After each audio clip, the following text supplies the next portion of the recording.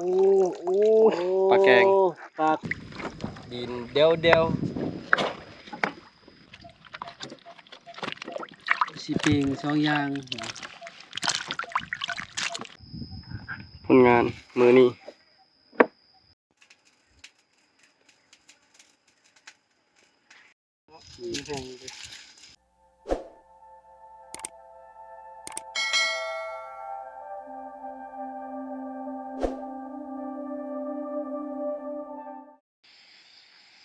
สบายดีพ่อแม่พี่น้องสบายดีตอนแรง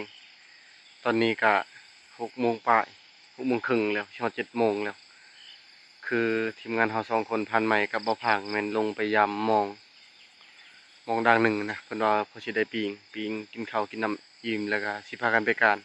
ก็คือบ่ได้เวลาแรงเลยสิไปการเอาตอนนี้เอาโทรศัพท์ถ่ายพี่น้องเอ้ยเพราะกล้องเปิดบ่ขึ้นพุ่นแหละบนใส่เบ็ดใส่มองอยู่พุ่นแหละนะกังหันลม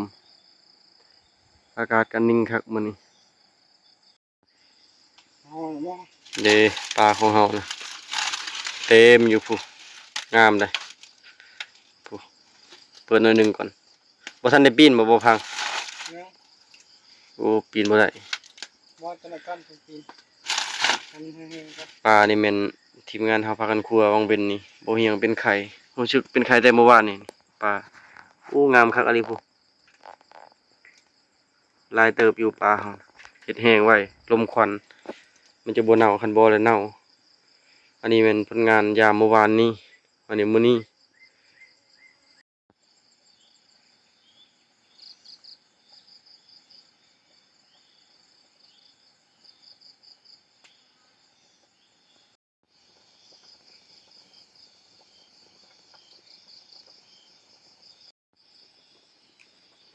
อันนี้คือบนอยู่บนนอนพักเที่ยงจะพากันมานอนอยู่ห่มกอไผ่บนนี้คือทำเลเหมาะสุดนี่ทางนากระตึบนาคักเลยถึงพักเย็นสบาย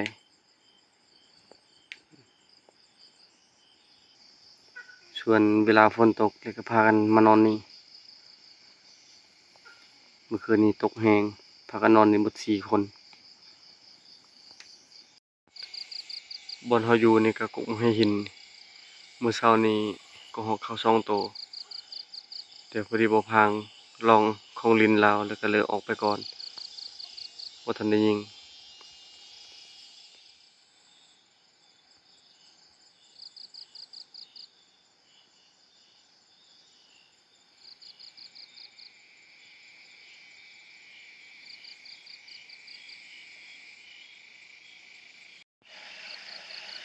น้ำห้วยนี่พอดีกระเทินคันเพิ่มขึ้นกว่านี้อีกหน่อยหนึงปลาน่าจะขึ้นอยู่แต่ว่านี้น้ำน่ะพอดีไหลน้ำห้วยไหลสู่เสหรือว่าอ่างเก็บน้ำเขื่อนศิลานองตอนนี้ทีมงานเฮาก็มาแล้วเนาะแต่ยามมองได้หลายบ่พันไหม พอได้กินประมาณโลปลา2 โลโลปลา2 โลปลากาปิง5 ตัวตัวนึงน่ะร้อนนกจะสั่นมันจะสุกไว้นะยามแตกด่างคือได้หลายเด้ดังเดียวได้ทางเดียวได้ชำนาญบ่คุ้มอยู่เด้ขายอยู่ผู้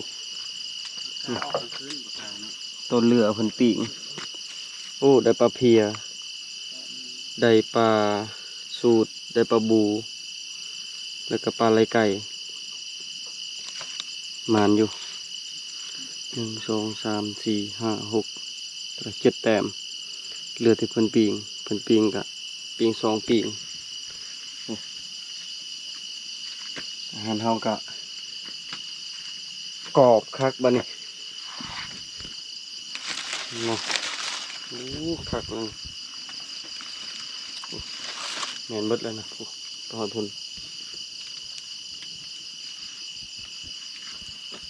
ไปใช้จังหน่อยนี่ สบายดีพ่อแม่พี่น้องไปการนะไปการทำไมการยังการสัตว์ใหญ่บุหัวสิพอหรือว่าคิดว่าการตักแตนบ่แม่นบ่บ่ก็ฟังว่าบุเคยขึ้นการนี้ปากกาอู้ไหม้เลยทำไมตัวแห้งตัวสุกนั่นมันเอาไว้ตัวนี้ปิ้งไหมไว้ข้างนั้นเลย ตากไปนำ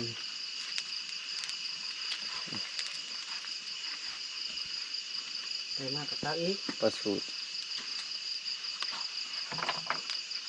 วนเดียวเลยนี่อินแล้ว อันนี้มันเริ่มแห้งเลย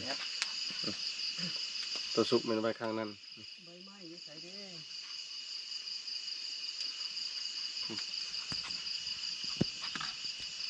จากโมงสิบการ มันต้นมองเลย พอดีเลยกินข้าวแล้วก็ยังไป ต้นมองครึ่ง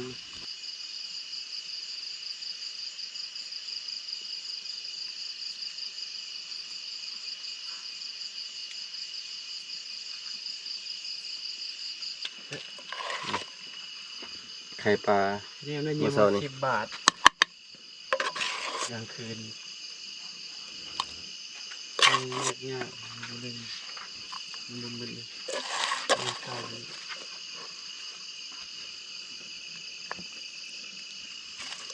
นไก่นอนเนี่ยเนาะตามจับนะ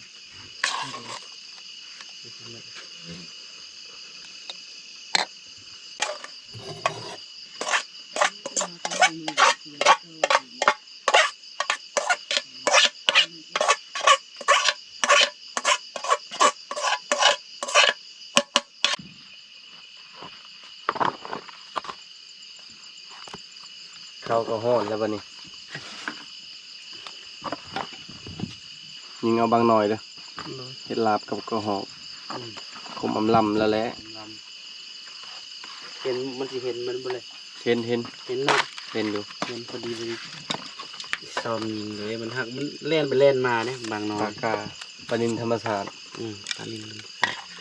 ปลาเค็งบ่ ปลากาบ่เห็นปลาเค็มมันกลมๆมันนี่แปรๆน่าจะตระกูลเดียวกับปลาเค็ง เนาะ ปลานิน ทำไมยังน้อยว่าปลานิลเลย มีกันไหมอยู่คุณ นี่แต่ว่ามันตามห้วยน้อย เมนูแรง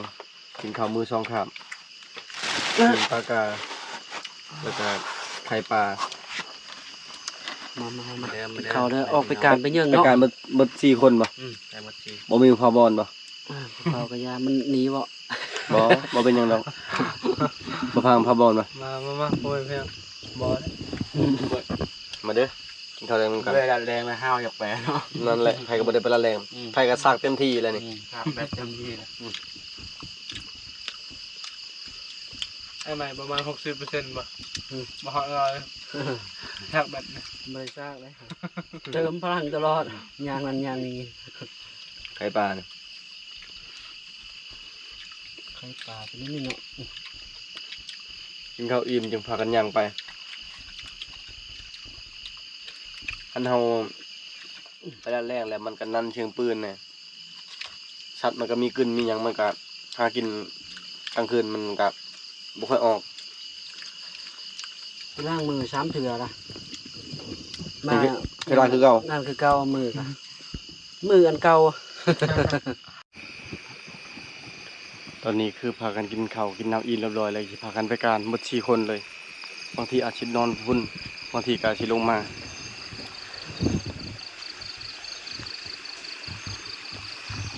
ไปการแถวบนลงไปวังเวนนี่แหละ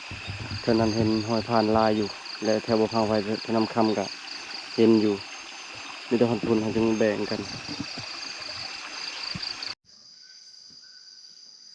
แยกย้ายกับบ่อพางแล้วก็พานใหม่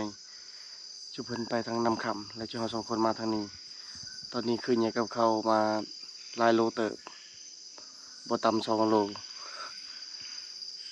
พักผ่อนก่อนแต่จึงไปต่อบ่ได้พอหยังเลยเบิ่งหอยพานแค่นั้นลงไปทางห้วยพุ่นแหละขากลับจะได้จะลงเลาะลงห้วยเลยเลาะลงแคม เคยย่างไก่ชำนี้บ่ ลอยนะ ทางนี้นะมันยากเพราะมันบ่ได้เพียง มันคือโปงเป็นห้องเป็นห้วย หลักๆก็หินนั่นแหละโอ้ยเมื่อเช้านี้เท่านี้ก็6นะพันไปให้ไปยิง2 ตัวบ่ได้ยิงครับ ไปวิทย์และละเอิญขันกลับ ตอนนี้งูกลับแล้วหากินประมาณพี่น้องเอ้ยไปตอนเช้ากับบ่ได้ลัดแรงกับบ่ได้หาการกลางคืนอีกกับบ่ได้ตอนนี้น่าจะประมาณ12 โมงแล้วส่วนบ่อพางนั้นยิงอยู่จากเพิ่นยิงหยังผ่านกับบ่อพางนี่ไปกับผ่านใหม่ส่วนบ่อเฮียงนี่มันไปกับน้องเพิ่นเมื่อเลาะมานี่ซ้ำกับมื้อเช้านี่เลยขณะกลางคืนนี่ยังเอาเลาะน้ำเมื่อยฮ้อนงูกับคันว่าพร้อมก็ว่าสิกูบ่นะยามมองอีกคันว่าเมื่อยก็พากันพักผ่อนมื้อเช้าพุ่นโอ้พี่น้องเมื่อยกองกาแฟโทรศัพท์กาแฟเป็นบ่ทุกอย่างวันนี้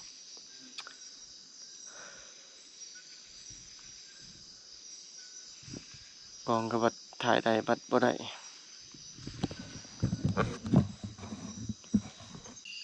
ตอนนี้มาฮอดแคมป์แล้ว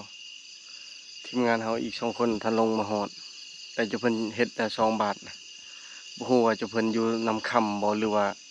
ขึ้นไปกุ้งมึกเดือแถวขึ้นไปวันนี้เพราะว่าวันนี้นั้นมีกุกเดือสุกพันธุ์ใหม่เพิ่นเห็นก็ฮอกเขา3 โตเจ้าเพิ่นนั้นย่างมาทางนี้บ่ไกลอยู่เฮาแล้วไปต่อซ้ำกับมื้อเช้านี้แหละเมื่อยพอดีมาฮอดพี่ก็12 โมงปลายพักผ่อนก่อนถ้าถึงมาเราลงมาได้บ่ได้ก็ทารุนอยู่เพิ่นลงมาบ่ได้สบายดีอีกเทื่อนึงพี่น้อยสบายดีตอนเช้ามื้อนี้บ่ยังบ่ได้ไปหาลัดเช้าบ่ได้ไปหากินเลยเพราะว่าเมื่อยแน่บ่สบายนะเจ็บหัวก็เลยบ่ได้ไปคืนนี้ก็จนเมื่อยพอแห้งแล้วทีมงานหาลงมาเมื่อคืนนี้ก็บ่ได้จักเลยนอนแบบโอ้นอนแบบรับสนิทเลยนะบ่ได้จักเลยว่าเขามาจักโมงลงมาตอนใดบ่ได้จักเห็นแต่ตอนเช้านี้บ่ยังปลุกบอกหำนั่นให้ไปหาอิหก็กินบักไห้แถวบนเฮาอยู่นี่ตอนนี้พากันไปเบิดนกกระโดดก็เข้าก็เข้าเมื่อกี้นี่ก็ห้องอีกบ่ยังสิตายามมองเอา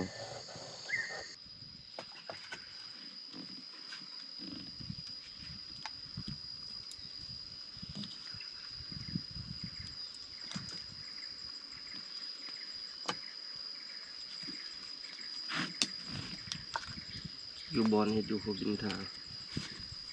หาทีมงานเข้ามา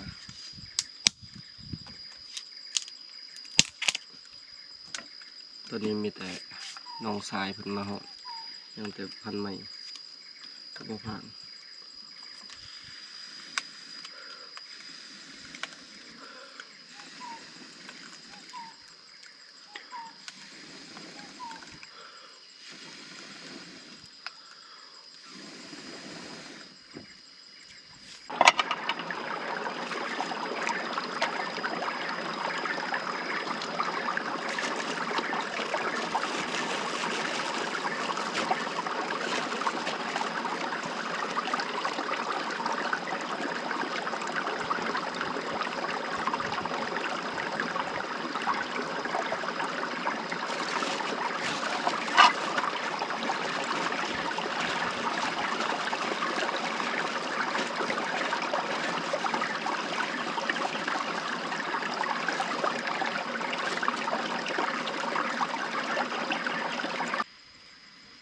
โอ้ได้แต่ก็นกกระดูกอันตัวนี้ตัวกลางๆนะนกกระดูกอันคนขาวนี่บ่แม่นสุบขาวนี่ตัวก้นแดงนี่ใหญ่ จะตรงกลางเนาะ แล้วก็นกเป้า เข้าลายอยู่มันเข้ากบอันนั้นเลยมาให้ บุญเข้า เป็น3 นัด3 ตัวแล้วเป็นแนวเลาะในนึงฝนตกลงมาซะ ทีมงานไปการคืนนี้เพิ่นได้แต่หนูวาย3 ตัวแค่เป็นเฮายิงเฮาก็จะได้หลายกว่านี้อยู่หนูวายมันขึ้นเห็นก็3 ตัวแล้ว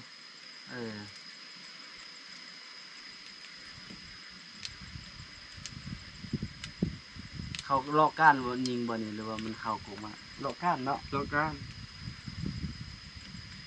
บ่ฮู้เลยเขามาคืนนี้เพราะมันเมื่อยนะ เขายังบ่รับเลย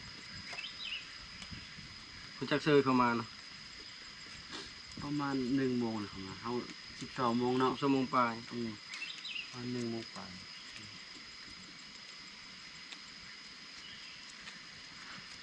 ทางประมาณนี้ยิงหนูไว้ก็ยิงเลยยิงสัญญาณปังเอาเลย หอกเขาไปยิงก็หอกนะหอกไก่ปลาเขาไปยิงพันยิงหนูวายจะคิดอะไรก็หอกมันแซ่บกว่าหนู อย่างนอนกินรนมันจะคืน โอ้พันไม้มานี่นะจะได้จับสีขาบ่มานี่ ขาเด้เนาะ กินหมูปลานังกรอบๆได้บ่มานี่ เสียงแน่นๆอยู่แล้ว บ่พามาหอดแล้วได้ยังไง สบายดีได้ดินก ได้นกกระแสตัวหนึ่ง ได้ไปป่าเด้ ยิงตุ่มบางอันแหงเนี่ยอันนี้นี่ โน้ย ไปการคืนนี้ดิจ้ะ ได้โนวายซีโต โอ้เดินไว้ชีโต เท่านั้นจะมาแล้ว พันไม้ก็มาหอดแล้วบตอนนี้11 โมงเลยลงไปกูมองเนาะ โน้ย กูเลยเด้อเนาะ ใส่อยู่พุ่นหนึ่งบ่ ต้องไปโดดน้ำเลยปะขี้ขึ้นเอาไปโดด ได้ ต้ม ได้ อย่าอาบน้ำเลยลินน้ ย่านแบบเธอพวกคำนั้นเขา ไปจะได้มานอยู่บ่ ำสวัสดีมาคือเก่าผัก มันกินแต่สัตว์หลายนะมันทายเทวสะดวกเราต้องกินผักกินหยังให้น้ำใสเฮาแข็งๆนะ บ่มานแล้วบ่แล้วนี่คันว่าแล้วนี่เลยเก็บผักมือละลายแล้วบ่ต้องเอามือผักยังก็ได้ เอาแต่ผักแต่ เปลี่ย นี่ น แห อา ละ หารแหน่กินแต่อันเนื้อหลายก็บ่ดี สรุปบ่ได้ยังบ่นี่ ไปดำยามปลาบ่ได้หยังเห็นแต่กระหอกบ่ได้จัดได้กระหอก4-5 ตัวพุ่น ตอนกินข้าวแล้วแล้วก็เปลี่ยนเนาะไปนอนมองใหม่ ย้ายไปพุ่นแล้ว ตอนนี้มีแต่จะลงไปกูมองไปนอนมองใหม่แล้วกูมองใส่มองอยู่พุ่นใช่อยู่พี่ก็คันกลับไปเบิ่งระยะเขาลักในเมื่อเช้านี้ก็คือเขาจะมาหอดจำเลย ไปบ่ไปหายามมองบ่ ไป ไป เข้าสุกระเบาพังเขานำสุกเรียบร้อยแล้วพากันลงไปกู้มองเขาบริยามซื้อเขากู้เลยแล้วก็พุ่นแหละไปใส่ห้วยตะเทิงอีกปะนี่ย้ายไปอยู่มองใหม่ อยู่มองนี้ก็ปลานี่พอได้อยู่ ยาม3 เทื่อแล้ว ยามมือใส่แล้วก็7 โมงลงไปยามแล้วก็เช้าวันนี้ตอนแรงวันนี้มีแต่มื้อนี้บริยามมีแต่สิกู้เลยกับถือว่าได้อยู่ปลาผักสัตว์บกนี่บ่มานมันก็แล้วแต่ดวงเฮาแต่ละเทื่อเบิกวังแล้วนี่แดดแห้งตายเบิดผักหญ้าเงินบนทั่วดินที่อันนั้นมันเผาที่บ่เฮียงปลูกน่ะบ่เป็นหัวเป็นหยังเลยนำมันสิขึ้นบะแล้ว ขึ้นไปโอ้ยบ่มีหยังไปใหม่วัด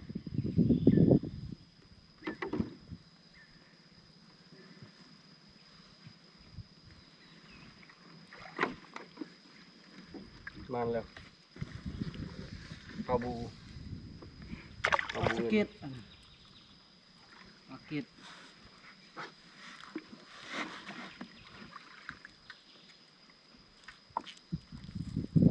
คันบ่ทึกนี่แม่นเป็นน้ำบ่พังกับพันไม้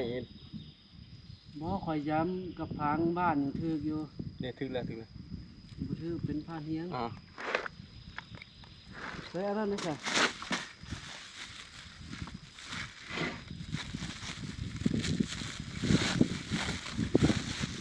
ตามเรื่องนี้เป็นปลานะเนี่ยปลาตายแล้ว บ่ตาย ยังเป็น เป็นยังดีนอยู่ดีนเดียวโอ้ยจังแม่นมักมวน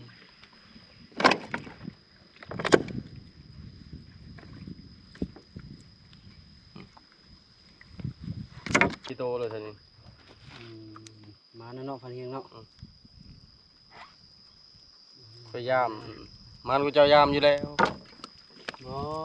มันเฮียมคือแล้วนั่นใช้กลางเบ็ดในยามเนาะพังเนาะ เลย มันต่างกันแล้ว นี่นั่นบ่ไฟเฮ็ดขาด ฟัง บ่ได้เลยผู้ถึกเลยนี่ ดึงแล้วนะฟังว่า ตาย โซ่ แล้ว ทางนี้มองไอ้เฮี โอ้ ย ถึกกะลีผู้ ปลาได้ไก่ หาบอนหาโตบ่แม่นมองข่อยได้อนี่นะ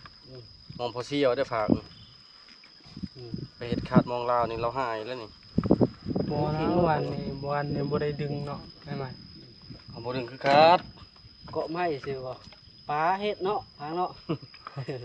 บ่ได้แล้วไปเจ้าอันสิ่งที่เราตามหาโอ้ทางกระทือเลยปลาเครื่องอีกอย่างคน มันเป็นขู่บ่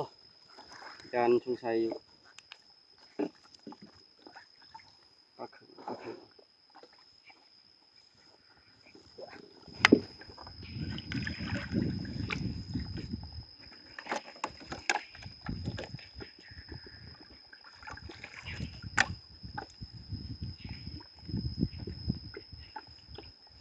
ปลาครึ่งกับปลากดนี่ตัวไรแซ่บกันกันอันเดียวกันบ่ จังหวะ วันนั้นเขาจะมาใส่เนาะจะหาซื้อดูกันหาซื้อปลาดุกมาทุกคนปลาดุกนา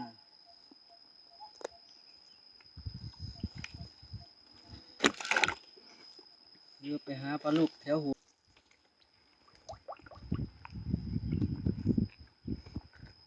ปลาทือเรื่องเสาปลาสกางตัวที่2มอง8 สิน กระเทือตัวใหญ่เนาะ เอาพอดีปิ้ง ใส่ปลาใหญ่โอ้ ปลาแกง ปลาแกงปลาแกง ปลาแกงคือมีจุดดำ ปลาซอย ๆปลาอีสกนี่ ปลาอีสก ได้ทั้งเบิดทั้งมวลปลามันนี่ยังแต่เบ็ดประทันได้กูมาดูปลาตะพุ่นนะ เบ็ดนี่มีชิดถือบ่โอ้หมูไปได้ บ่ลายก็ลายอยู่ได้อมื้อนี้ พอได้กิน ปลาแกงยังดินเดวๆอยู่ปลากดปลาครึ่ง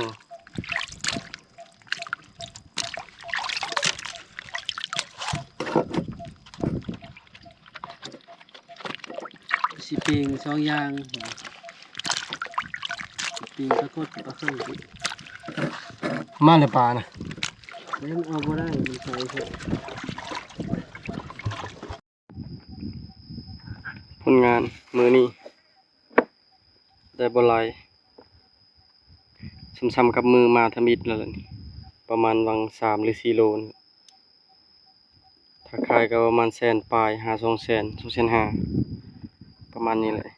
โล50,000อยู่บ้านเฮามีปลาแกงปลาสูตรปลา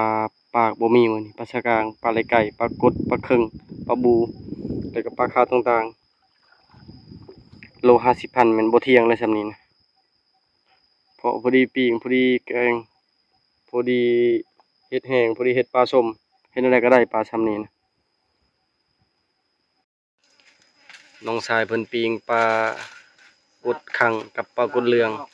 หรือว่าปลาเค็งกับปลากดอันน่ะ นี่ อันนี้ผู้อ้ายปิ้ง อันนี้ผู้อ้ายทรายเมื่อกี้นี่ผู้น้องทรายอ้ายทรายนี่มักใส่เกลือหลายๆเนาะ ใส่ โอ้ เกลือหลายๆแซ่ นั่น บ นั่นบ่นี่ แซ่บ อ้ายปิ้ง2 โตน้องปิ้ง2 โตนะข่อยกินน้ำน้องแล้วข่อยน้ำอ้ายเขาบ่กินน้ำเลย ชุกแล้วค่อยกินสองตัวนี้ชุกยังไม่ได้ค่อยกินเสียโกงโอ้ปลาเหลืองครับ น้อยอันนี้ ปอดเหลืองครับอันนี้ตัวของงายทองมันตัวนี้บ่ทันเห็นบ่ทันตัวบ่ทันปิ้นก็มีผู้ติดคักอันนี้เสียเดียวไปทางนี้เลยแล้วนี่ แม่นบ่ได้ห้องยังบ่ได้ปิดกันมา คักอันนี้นี่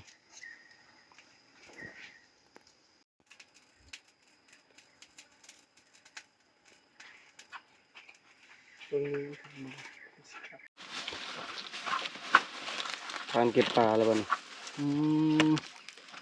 กอบคักเนาะ ตัว ยาเลยเฮาจะได้เฮาไปตากอยู่พุ่นอยู่แล้วบัดนี้ บ่จะหน่อยจะเอาลงต่ำกว่านี้ตัวใดบ่แห้งคักอะยามัน เอาลงต่ำ ยามันได้ยาปลาย าปลา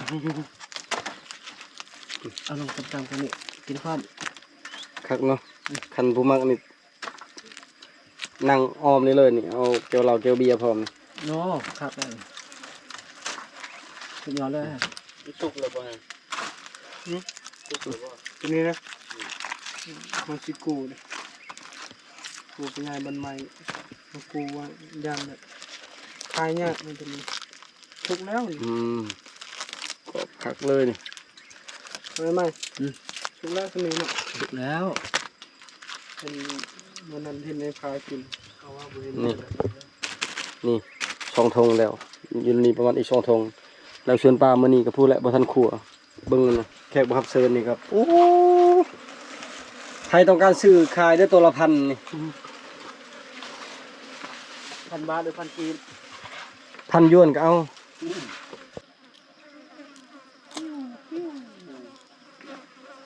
งทางเป็นการเป็นลานอยู่ป่ามัน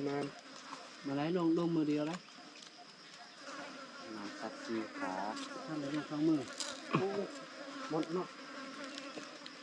ตอนนี้กินกระดูกกับทีมแค่นี้มาแล้วดูนี่แล้ว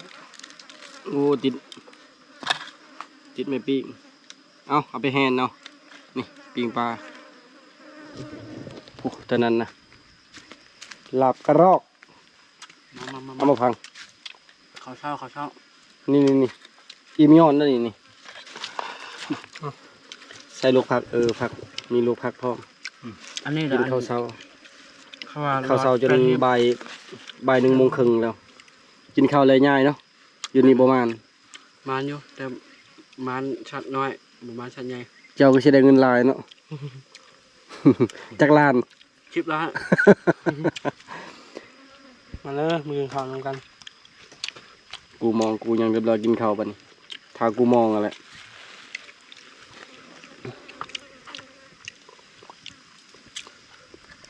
โอ้ฝีมือน้องเพิ่น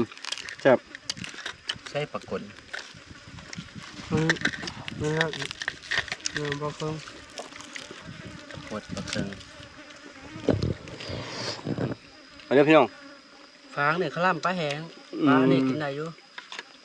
บอกเป็นอิ่มแล้วปลาเป็นยืนเป็นน้ำมีกินนกน้อยเนาะ แซ่บอยู่พี่น้องเอ้ยกินข้าวสวยเลย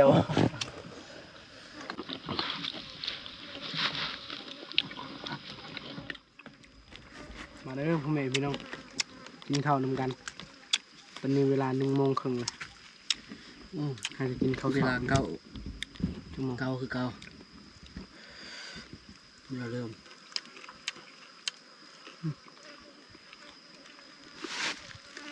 นั่งแบบนี้นั่งหมด